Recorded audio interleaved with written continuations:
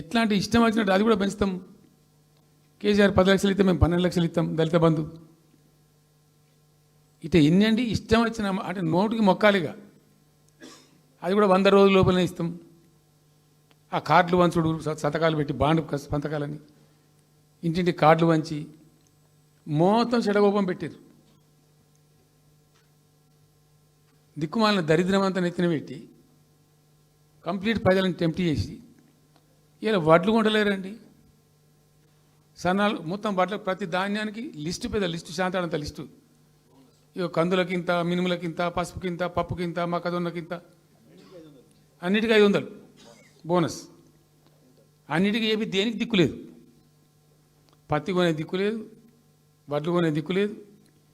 ప్రైవేట్గా అమ్ముకుంటారు, దోపిడికి గురి అమ్ముకుంటారు. పాపం ఏడ్చుకుంటూ కన్ననీళ్ళు కుక్కుంటారు.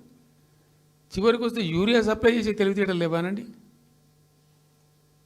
మా గవర్నమెంట్ ఉన్నప్పుడు రైతులు గ్రామాలలో ఒక ఆటో రిక్షాకి డబ్బులు ఇచ్చి 10 బస్తాలు తెచ్చి బాబు అంటే తెచ్చి ఇక్కడ పడేసిపోతుండే వాడు పొలం కాడ. ఇవాళ రైతులు రోజుల తరబడి గంటల తరబడి చెప్పులు పెట్టి, బీఆర్ఎస్ లేకముందు చెప్పుల లైన్లు ఉండే, బీఆర్ఎస్ ఉన్న రోజులు చెప్పుల లైన్లు మాయమైనవి. మళ్ళీ ఇప్పుడు కాంగ్రెస్ రాగానే మళ్ళీ ఇప్పుడు చెప్పుల లైన్లు స్టార్ట్ అయిపోయినాయి వరుస పెట్టి. మళ్ళీ ఇప్పుడు ఏందో యాపో బోపో తెచ్చిండ్రు. అది ఒత్తితే నడచలేదు, పిక్తలేదు. అది ఏ ఎరువు బస్తాకు యాప్ ఎందుకైనా నాకు అర్థం కాదు. ఇంకా ఆ యాప్లో కూడా నేను నాకు పూర్తిగా తెలియలేదు. నేను రాత్రి కూడా చెప్పే ఆ యాప్లో ఏముంటుందట. ఇప్పుడు నాకు పట్టిందా అది ఎన్ని మాటలు ఇస్తారట. సపోజ్ నాకు 3 ఎకరాలు ఉంది. 3 ఎకరాలు ఉంటే ఎకరానికి 2 బస్తాలు చొప్పున 3 సార్లు ఇస్తారట. అది అంటే 3 సార్లు పోవాలి. ఇక యాడికి పోవానో నాకే తెలియదు. ముఠమూల యాపే దొరకదు కాలబెట్టి. అది ఏదైనా చదువుకొని పూరని పెట్టుకొని విని పట్టుకొని తిప్పల పడదామంటే కూడా ఆ యాప్ ఒత్తితే ఏం కనబడుతుందట. యాప్ ఒత్తితే ఏం కనబడుతుందట.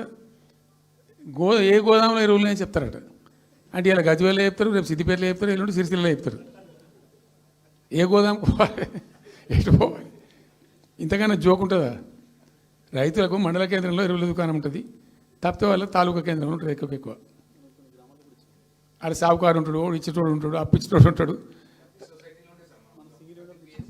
మనం బాగా విస్తరించినామా. నేను ఏమంటున్నాను, 7,100 కొనుగోలు కేంద్రాలు పెట్టినాం కదా. వాళ్ళ ఊర్లో పోయి కొన్నాం కదా. ధాన్యం నెత్తిన పెట్టుకొని వాళ్ళ అంగడికి వచ్చి ఈ మార్కెట్ అప్పుడు కూడా బంద్ చేసినాం కదా. అసలు